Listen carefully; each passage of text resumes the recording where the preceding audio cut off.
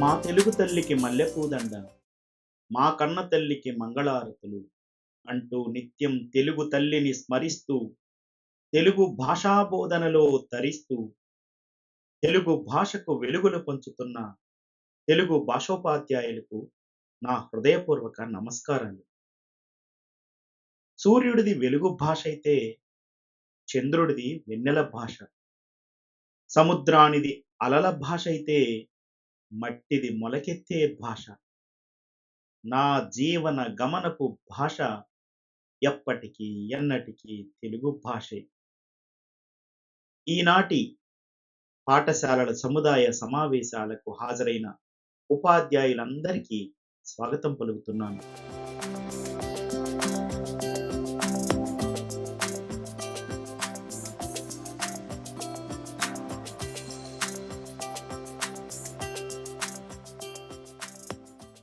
ప్రధానమైనటువంటి అంశంలోనికి వెళ్లే ముందు కొన్ని విషయాలు తెలుసుకోవాల్సినటువంటి అవసరం ఉంది. అవేంటో చూద్దాం. ఒక విద్యార్థి జీవితానికి సిద్ధం కావడం అంటే ఏంటి? విద్యార్థులు ప్రాథమిక స్థాయి నుంచి ఉన్నతమైనటువంటి స్థాయి అంటే ఉన్నత పాఠశాల వరకు వస్తారు.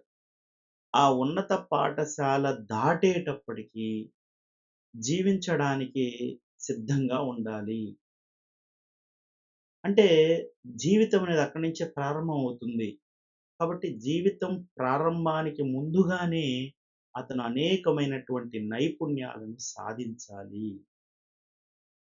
కాబట్టి జీవితంలో తను అనుకున్నటువంటి లక్ష్యాలు సాధించాలన్నా, వాటిని పొందాలన్నా పాఠశాల స్థాయిలోనే వివిధ నైపుణ్యాలను విద్యార్థి తప్పనిసరిగా కలిగి ఉండాలి. లక్ష్యాలను సాధించాలంటే ధైర్యము, పట్టుదల ఉండాలి. అలానే సమాజం పట్ల అవగాహన ఉండాలి. బాధ్యతాయుతమైనటువంటి నిర్ణయాలు తీసుకునేటువంటి శక్తిని కలిగి ఉండాలి. స్వీయ అవగాహన కలిగి ఉండాలి. ఇలా విద్యార్థులు జీవితానికి సిద్ధంగా ఉండటం అంటే వారు అనేకమైన నైపుణ్యాలను కలిగి సమాజంలో అడుగుపెట్టడం అని అర్థం. మరి ఇవన్నీ పాఠశాల స్థాయిలో వాడు సాధించాలంటే వాటిని మనం వాళ్ళలో పెంపొందించాలి.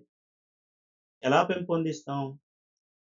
దానికి మన యొక్క విద్యా వ్యవస్థ కొన్ని అంశాలను పరిగణలోకి తీసుకొని, వాటిని విద్యార్థుల్లో పెంచే విధంగా, ప్రోత్సహించే విధంగా కొన్ని ప్రణాళికల్ని రూపొందించింది. ఇప్పుడు మనం స్క్రీన్ మీద చూస్తా ఉన్నాం.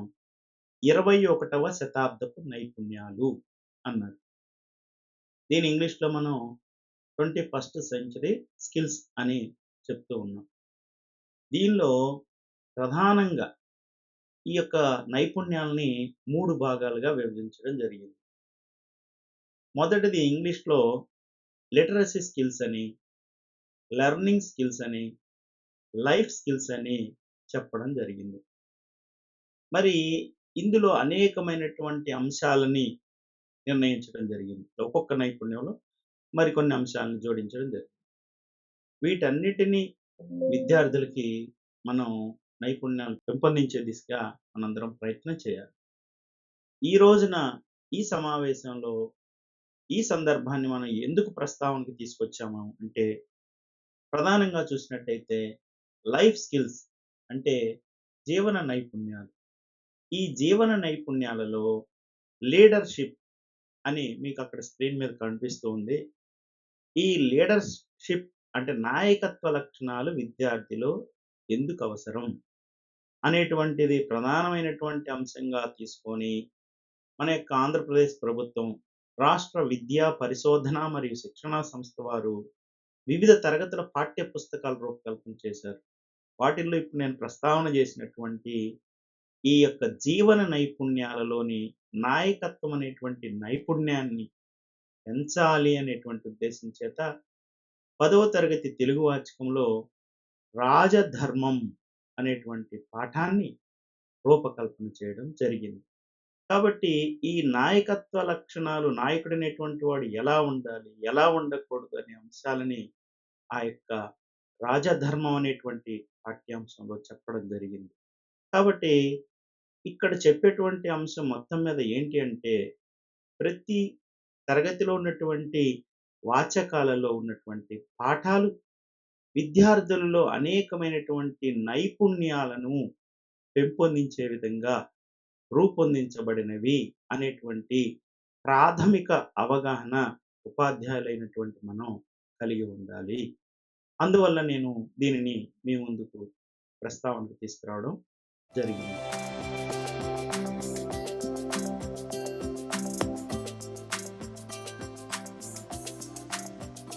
జీవన నైపుణ్యాలలో అంతర్భాగంగా ఉన్నటువంటి అంశం నాయకత్వం. నాయకుడు ఎలా ఉండాలి? ఎలా ఉండకూడదు?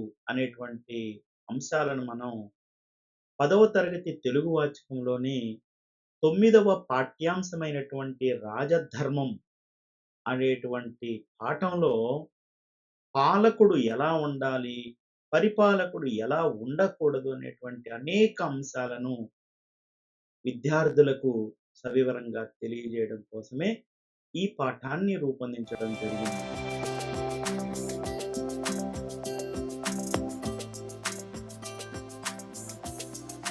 చాలామందికి ఈ పాఠ్యాంశానికి సంబంధించి కొన్ని సందేహాలుంటాయి. అవేంటంటే, ఇది ఎప్పుడో ప్రాచీన కాలం నాటికి సంబంధించింది కదా! రాజులకు సంబంధించింది కదా! రాజ్యాలకు సంబంధించింది కదా! మంత్రులకు సంబంధించింది కదా! ఈనాడు రాజులు, రాజ్యాలు ఇవేమీ లేవు కదా! ఇలాంటి సందర్భంలో ఈ పాఠాన్ని తెలుసుకోవాల్సినటువంటి అవసరం ఏముంది అని కొంతమందికి సందేహం కలగచ్చు. ఇక్కడ మనం గమనించాల్సినటువంటి అంశం ఏంటంటే, ప్రతి పాఠంలో గూడా, ప్రతి అంశంలో గూడా చాలా చాలా గొప్ప అంశాలు దాగి ఉంటాయి. ఇక్కడ ఇది ప్రాచీనమైనటువంటి పాఠమే. అంతేకాకుండా ఇది రాజుల కాలానికి సంబంధించినదే. కానీ దీనిని మనం ఈనాటి కాలానికి అన్వయించుకోవాలి. ఆ రోజున రాజ్యాలని పరిపాలించారు.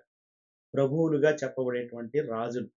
కానీ ఈ రోజున మన సమాజంలో చూసినట్లయితే, ఈనాటి మన పాఠశాలలోని ఎంతోమంది విద్యార్థులు చక్కగా చదువుకొని, కష్టపడి, పట్టుదలతో కృషి చేసి, శ్రమించి, జీవితంలో లక్ష్యాలను ఏర్పాటు చేసుకొని, మన కళ్ళ ముందే మన విద్యార్థుల్ని చాలా మందిని చూస్తా ఉంటాం. ఒక గొప్ప పోలీస్ ఆఫీసర్‌గా, ఒక గొప్ప డాక్టర్‌గా, ఒక గొప్ప ఇంజినీర్‌గా, లేదా ఒక కంపెనీకి గొప్ప మేనేజర్‌గా, లేదా ఒక జిల్లాకి కలెక్టర్‌గా, లేదా రాజకీయ నాయకులుగా ఎదిగినటువంటి ఎంతోమంది విద్యార్థుల్ని మనం చూస్తూ ఉంటాం.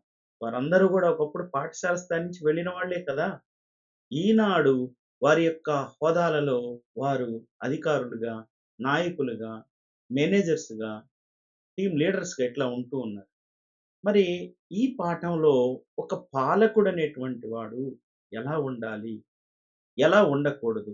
తన చుట్టూ ఉండేటువంటి పరిస్థితులని ఎలా అవగాహన చేసుకోవాలి?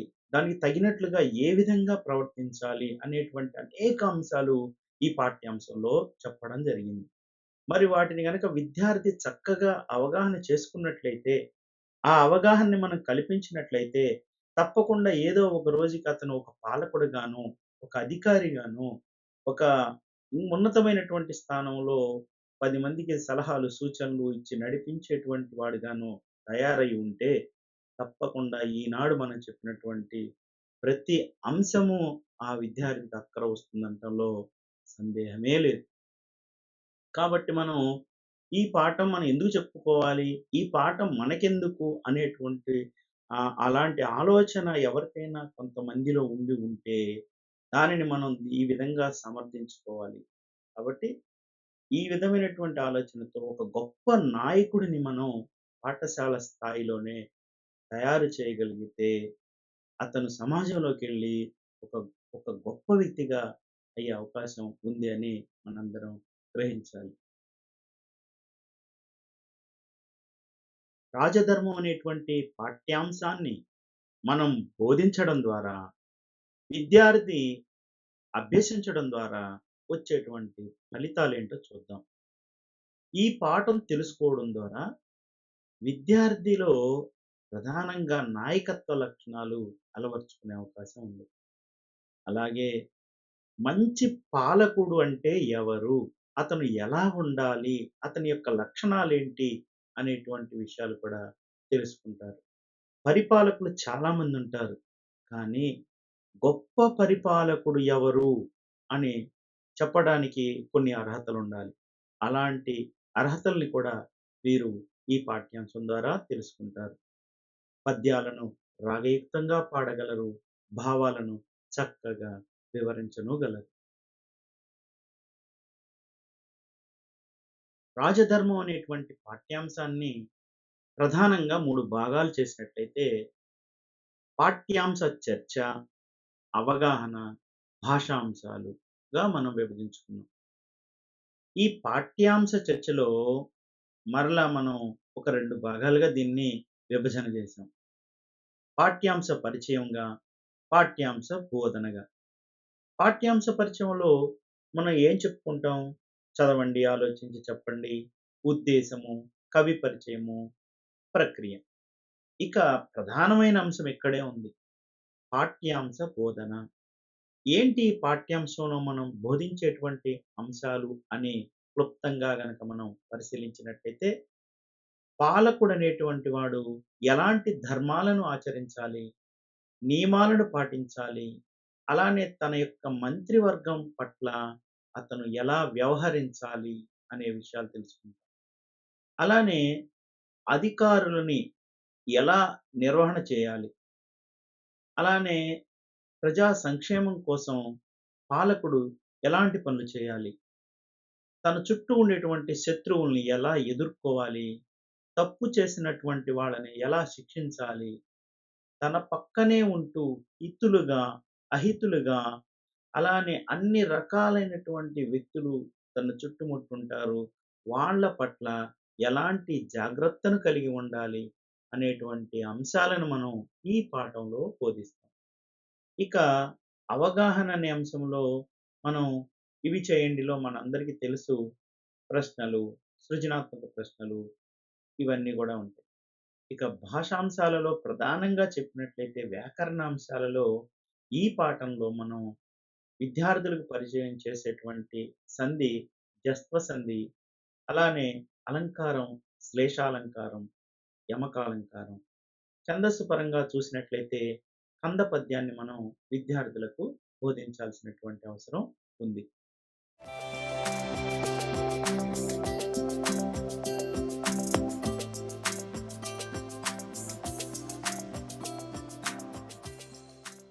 విజయనగర సామ్రాజ్యాన్ని పరిపాలించిన తుళువ వంశ ప్రభువు శ్రీకృష్ణదేవరాయలు. వీరు 16వ శతాబ్దానికి చెందినటువంటి వారు. అష్టదిగ్గజ కవుల్ని పోషించినటువంటి చక్రవర్తి. వీరు గొప్ప పాలకుడే కాదు, యుద్ధ వీరుడు, కవి, కళా పోషకుడు, గొప్ప పాలకుడు. అనేక చెరువులు తవ్వించారు. శాంతి భద్రతలను కాపాడి ప్రజలు సుఖ సంతోషాలతో జీవించడానికి ఎంతో కృషి చేసినటువంటి రాజు శ్రీకృష్ణదేవరాయలు. తన ఆస్థానంలో అష్టదిగ్గజాలు అనేటువంటి 8 మంది గొప్ప కవులను పోషించినటువంటి చక్రవర్తి. అనేక దేవాలయాలను నిర్మించాడు. అలాగే అనేకమైనటువంటి భాషలను కూడా ప్రేమించాడు. అనేక రచనలు కూడా అందులో చేయడం జరిగింది. సర్వ మతాలను సమానంగా ఆదరించినటువంటి గొప్ప ప్రభువుగా, గొప్ప చక్రవర్తిగా వారు చిరస్థాయిగా చరిత్రలో నిలిచిపోవడం జరిగింది. అందుకే తెలుగు సాహిత్యంలో శ్రీకృష్ణదేవరాయల యుగాన్ని ప్రబంధ యుగము అని, స్వర్ణయుగము అని కీర్తిస్తూ ఉంటారు.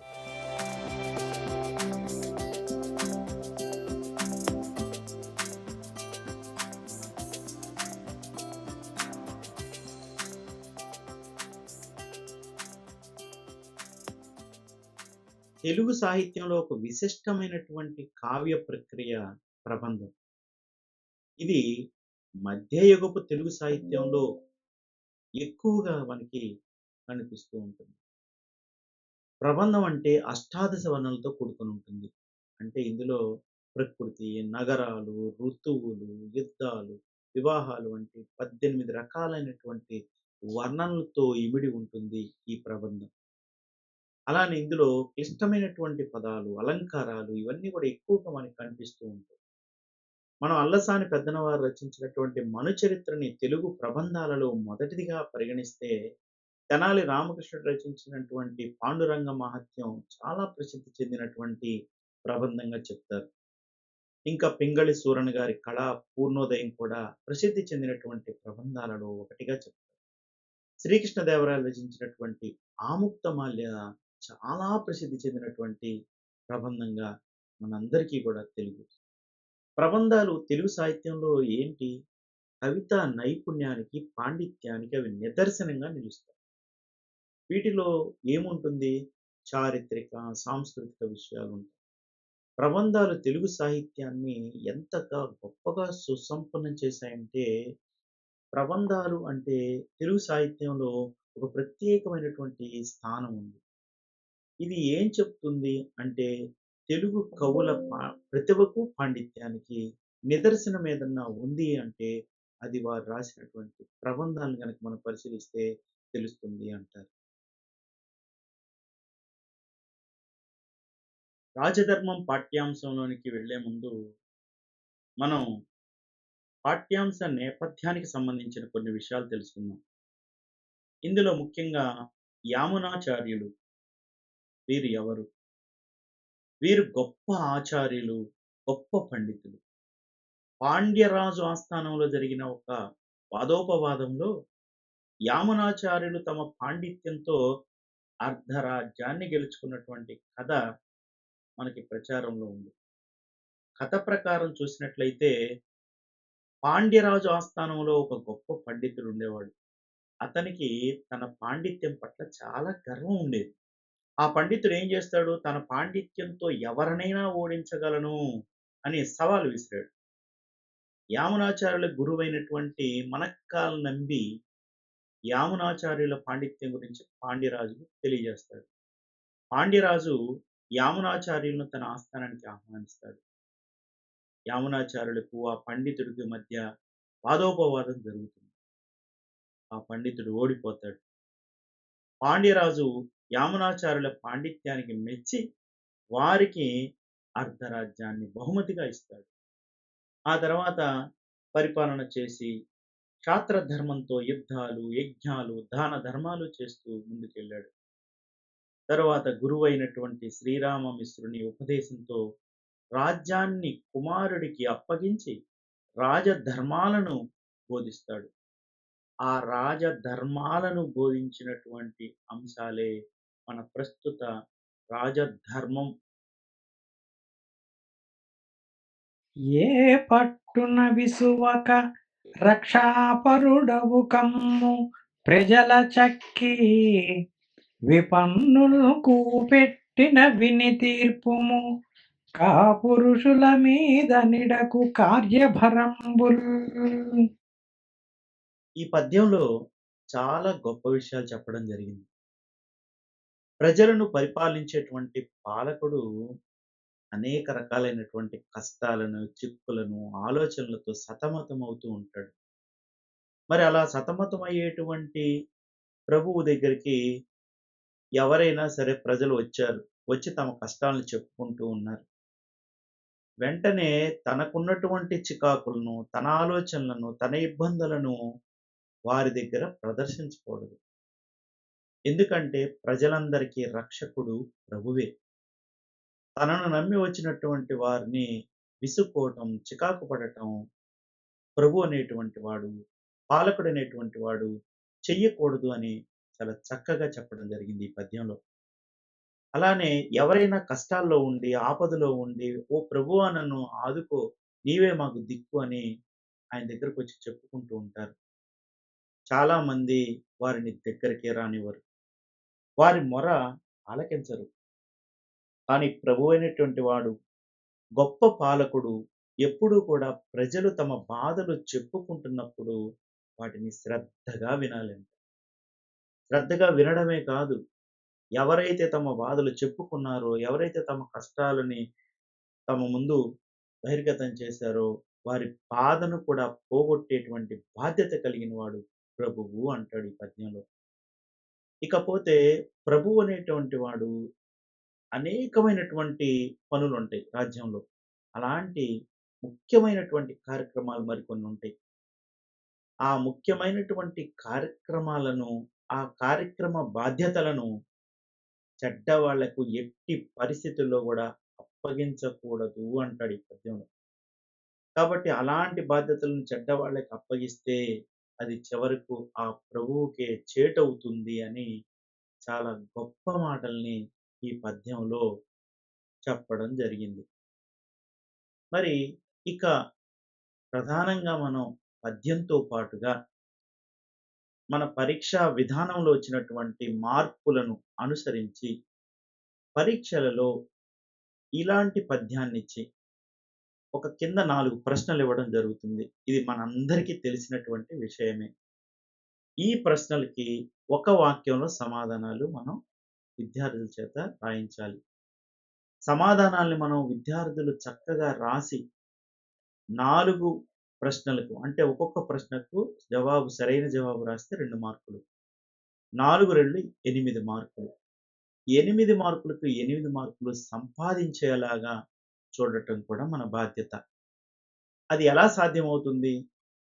పద్యాన్ని స్పష్టంగా వారి మనసులోకి చొప్పించి, భావాన్ని ఇంకా గొప్పగా వారి మనసులోకి గనుక తీసుకెళ్ళగలిగితే, తప్పనిసరిగా వారు కింద అడిగినటువంటి ప్రశ్నని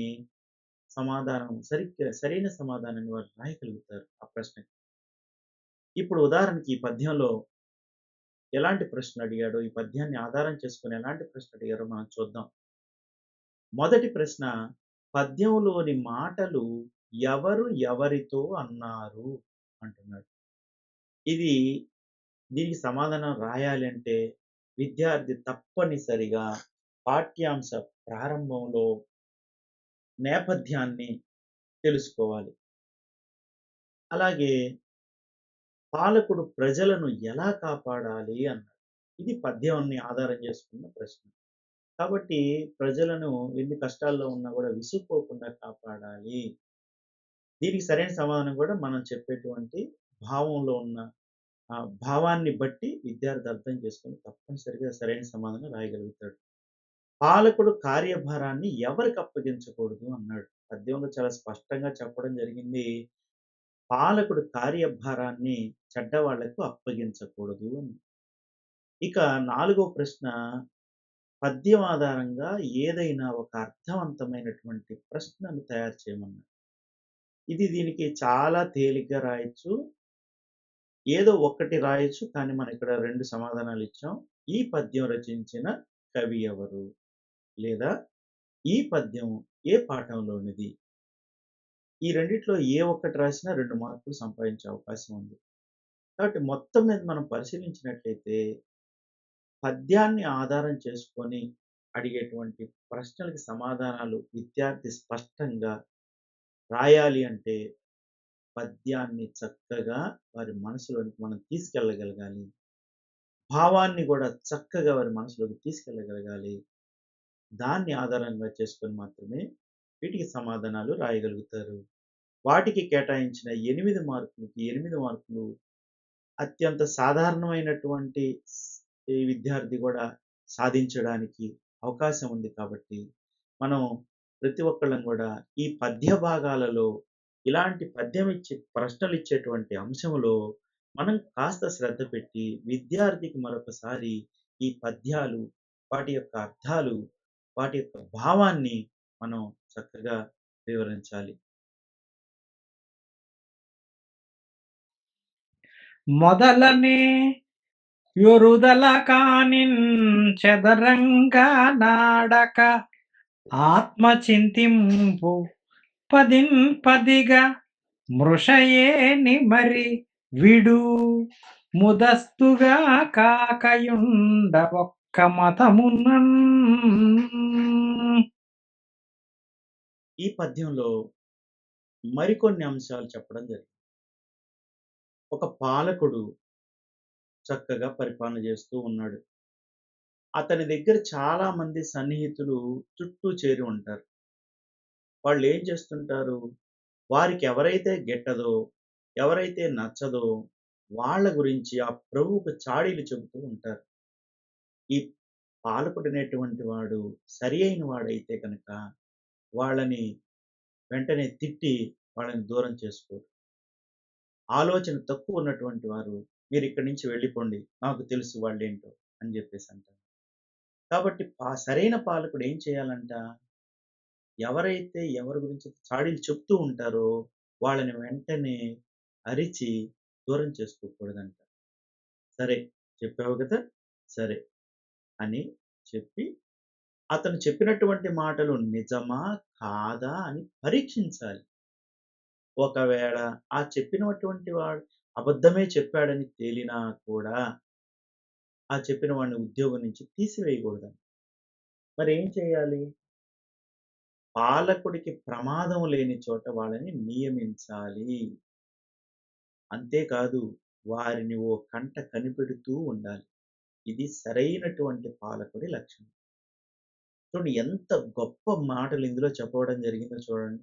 ఇది కేవలం ఆ రోజున ఉన్నటువంటి రాజ్యాలు, రాజులు, ప్రభువులు, సన్నిహితులు గాదు. ఈ రోజున కూడా ఈ రోజున కూడా మనం అనేక అంశాల్లో దీన్ని అన్వయించుకొని చూడండి. ఒకరి గురించి ఒకరు చాడీలు చెప్తుంటాం. మనం వెంటనే తిట్టోళ్ళని ఎళ్ళిపోమంటాం. నిజముందో లేదో తెలుసుకోము. కానీ సరైనటువంటి పాలకుడైనా, సరైనటువంటి అధికారైనా ఎవరైనా చాడీలు చెప్తే చాడీలు విని సరే అని చెప్పి నిజమో కాదో పరీక్షించుకొని, చెప్పిన వాడు అబద్ధం చెప్పినా వాడిని ఉద్యోగం నుంచి తీసేయకుండా, పాలకుడికి ప్రమాదం లేని చోట నియమించమంటున్నాడు.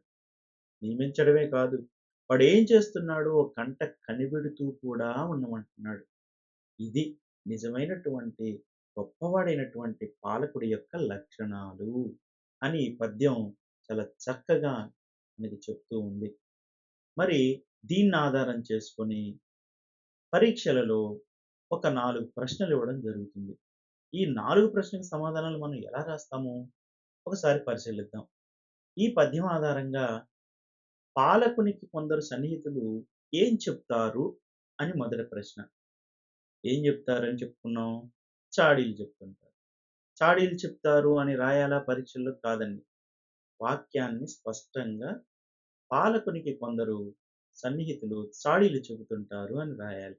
ఇదే విధమైనటువంటి ఈ విషయాన్ని మన విద్యార్థులు కూడా చెప్పాలి. ఒక వాక్య రూపంలో మాత్రమే సమాధానాన్ని మనం రాయాలి. రెండవ ప్రశ్న, పాలకుడు చాడీలు చెప్పేవారిని ఎలా పరీక్షించాలి? పాలకుడు చాడీలు చెప్పేవారిని వారు చెప్పింది నిజమో, కాదో పరీక్షించాలి. మూడవ ప్రశ్న, పాలకుడు చాడీకోరును ఎక్కడ నియమించాలి? పద్యంలో ఇందాక మనం మాట్లాడుకున్నాం. ప్రమాదం లేని చోట. కాబట్టి పాలకుడు చాడీకోరును తనకు ప్రమాదం లేని చోట నియమించాలి. పద్యం ఆధారంగా ఏదైనా ఒక అర్థవంతమైన ప్రశ్న తయారు చేయండి అన్నారు. ఈ ప్రశ్న తప్పనిసరిగా అడుగుతారు. రేపు పరీక్షల్లో కూడా ఈ ప్రశ్న తప్పనిసరిగా అడుగుతారు కాబట్టి, మనం ఒక సమాధానాన్ని విద్యార్థులకి ఈ పద్యం రచించిన కవి ఎవరు అని రాస్తే సరిపోతుంది. లేదా ఈ పద్యం ఏ పాఠంలోనిది అని రాసినా కూడా 2 మార్కులు సంపాదించే అవకాశం ఉంది. ఈ ప్రశ్నకు తగిన జవాబుకి. కాబట్టి పద్యాన్ని మనం ఎంత గొప్పగా బోధిస్తామో, ఎంత అర్థవంతంగా బోధిస్తామో, భావాన్ని ఎంత చక్కగా చెప్తామో, అలాగే పరీక్షలలో ఈ పద్యం ఆధారంగా అడిగేటువంటి ప్రశ్నలకి సమాధానాలు గూడా అంత చక్కగా తప్పు లేకుండా దానికి కేటాయించిన మార్కులు పూర్తిగా పొందేలాగా మనం విద్యార్థుల్ని సన్నద్ధం చేయాల్సినటువంటి అవసరం ఉంది. అదను వచ్చుదాకా అపరాధిపై రోషమాగి చెరుపవలయు హదను వేచి లక్ష్య సిద్ధిదాకా లావున శరమాగి కాడ విడుచు వింటివాడు ఓలే. ఈ పద్యంలో రాజు తప్పు చేసిన వారిని ఎలా దండించాలి? ఎలా దండించకూడదు? అనేటువంటి విషయాల్ని చాలా స్పష్టంగా చెప్పడం జరిగింది. రాజ్యంలో తన చుట్టూ ఉన్నటువంటి మంత్రివర్గంలో, తన సహచరుల్లో, ప్రజల్లో ఇలా రకరకాల వ్యక్తులుంటారు. రకరకాల తప్పులు చేస్తూ ఉంటారు. అయితే ఈ పద్యంలో ఏం చెప్తున్నాడు? రాజు తప్పు చేసిన వాడిని వెంటనే దండించకూడదు అంటాడు. ఏం చేయాలి? సమయం వచ్చేదాకా కోపాన్ని అదుపులో ఉంచుకోవాలి అంటాడు. నా చేతిలో విల్లుంది గదా! బాణం ఉంది గదా! అని విలుకాడు ఏం చేస్తాడు? బాణాన్ని వదిలేస్తాడా? వదిలివేయడు. విల్లు, బాణాలు కలిగిన వాడు కూడా కుదిరిందో లేదో చూసుకుంటాడు. గురి కుదిరిందన్నప్పుడు మాత్రమే విల్లుకాడు బాణాన్ని వదులుతాడు. అలాగే పాలకుడు తప్పు చేశాడు కదా! అని చెప్పి వెంటనే దండించకూడదంటున్నాడు. సమయం చూసుకొని దోషిని శిక్షించాలి. చూడండి ఆ రోజుకైనా, ఈ రోజుకైనా ఆ రోజుల్లో ప్రభువు అలా ఉండాలంటున్నాడు. ఈ రోజున పాలకులు కూడా అలాంటి అంశాలను ఉన్నతమైనటువంటి విలువలు కలిగిన వాళ్ళు ఈ విధంగానే ఆలోచిస్తారు. ఎందుకంటే రాజధర్మాన్ని గ్రహించి ఉంటారు. ఒక గొప్ప పాలకుడు ఇతను అని చెప్తున్నారు అంటే ఏంటి అర్థం? ఆ రాజు, ఆ ప్రభువు యొక్క ధర్మాలను తెలిసిన వాడై ఉండాలి. ప్రజల పట్ల ఎలా ఉండాలి? శత్రువుల పట్ల ఎలా ఉండాలి? తప్పు చేసిన వాడి పట్ల ఎలా ఉండాలి? ఇప్పుడు చూడండి ఏదన్నా ఓ తప్పు చేశామనుకోండి వెంటనే శిక్షించండి కానీ ఇక్కడ మనకేం చెప్తున్నారు? తప్పు చేసినా కూడా వెంటనే దండించకూడదు అన్నాడు. ఎంత గొప్ప పాలకుడి లక్షణమో మనకి ఈ పద్యంలో తెలుస్తుంది. సమయం వచ్చేదాకా కోపాన్ని అదుపులో ఉంచుకోమంటున్నాడు. దీనికి ఉదాహరణగా ఏం చెప్తున్నాడు? చేతిలో విల్లు, బాణం ఉంది కదా! అని విలుకాడు వదులుతాడా? వదలడు కదా! గురి చూసుకుంటాడు. గురి కుదిరిందో లేదో చూసుకొని దాని ప్రకారం సమయానికి తగినట్టుగా బాణాన్ని వదులుతాడు. పాలకుడు కూడా ఇలానే చేయాలి. సమయం చూసుకొని దోషిని శిక్షించాలి అంటున్నాడు. ఇది ఆనాటికి, ఈనాటికి ఎవరైనా, ఎప్పుడైనా, సందర్భం ఏదైనా ఒక గొప్ప పాలకుడు అనిపించుకోవాలనుకున్నవాడు, గొప్ప పాలకుడిగా నిలబడాలనుకునేటువంటి వాడు ఈ విషయాన్ని దృష్టిలో పెట్టుకోవాలి. ఈ అంశాలను తెలుసుకోవాలి. ఇక పరీక్షా కోణంలో చూసినట్లయితే, ఈ పద్యం ఆధారంగా మనకి పరీక్షలలో 4 ప్రశ్నలు ఇవ్వడం జరుగుతుంది. ఒక్కొక్క ప్రశ్నకు 2 మార్కులు చొప్పున 4, 2 8 మార్కులు. ఈ పద్యం ఆధారంగా అడిగిన ప్రశ్నలు ఒకసారి మనం పరిశీలిద్దాం. రాజు అపరాధిని వెంటనే ఏం చేయరాదు? మనం ఇందాక చెప్పుకున్నాం. రాజు అపరాధిని వెంటనే దండింపకూడదు అని. రాజు దేనిని అదుపులో ఉంచుకోవాలి? రాజు కోపాన్ని అదుపులో ఉంచుకోవాలి. విలికాడు బాణాన్ని ఎప్పుడు వేస్తాడు? విలికాడు బాణాన్ని గురి కుదిరిందో లేదో చూసుకొని వేస్తాడు. మరి పద్యం ఆధారంగా ఒక అర్థవంతమైన ప్రశ్న తయారు చేయమంటే, మనం దీనికి సమాధానంగా ఈ పద్యం రచించిన కవి ఎవరు? లేదా ఈ పద్యం ఏ పాఠంలోనిది? అని ఏదో ఒకటి రాసేలా మనం విద్యార్థుల్ని ప్రోత్సహించాలి. కాబట్టి మనం ఇప్పుడు పరిశీలించినటువంటి పద్యాల యొక్క ధోరణిని చూసినట్లయితే, దాని కింద ఇవ్వబడినటువంటి ప్రశ్నలకి సరైన సమాధానాలు ఎప్పుడు రాయగలుగుతారు విద్యార్థులంటే, పద్యాన్ని చక్కగా అర్థం చేసుకోవాలి. పద్యంలో ఉన్నటువంటి భావాన్ని గ్రహించగలగాలి. అప్పుడు అతి తేలికగా కింద అడిగినటువంటి ప్రశ్నలకి సమాధానాలు రాయగలుగుతారు. ఈ విషయాలను మనం తప్పనిసరిగా మన మనసులో ఉంచుకోవాల్సిన అవసరం ఉంది. హితులు హితాహితులు సదా హితులునై రాజు నెడల ఇటు త్రివిధమునన్ క్షితిననుచరులుందురు సంతతము మరి వారి తెల్పెదన్ వినుమనగా. పై పద్యంలో రాజు దగ్గర ఉండేటువంటి అనుచరుల పట్ల ప్రభువు అనేటువంటి వాడు, పాలకుడు అనేటువంటి వాడు ఎలా ఉండాలి అనేటువంటి విషయాల్ని చాలా స్పష్టంగా చెప్పడం జరిగింది.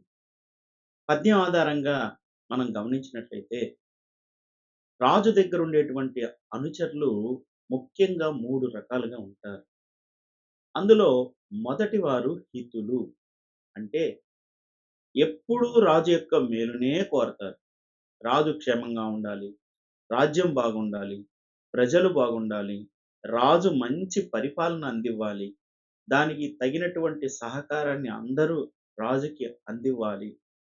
రాజు క్షేమంగా ఉంటేనే రాజ్యం క్షేమంగా ఉంటుంది అని ఎప్పుడూ కూడా రాజు యొక్క హితాన్ని మాత్రమే కోరేటువంటి అనుచరులు రాజు దగ్గర ఉంటారు. ఇక రెండవ వారు హితాహితులు.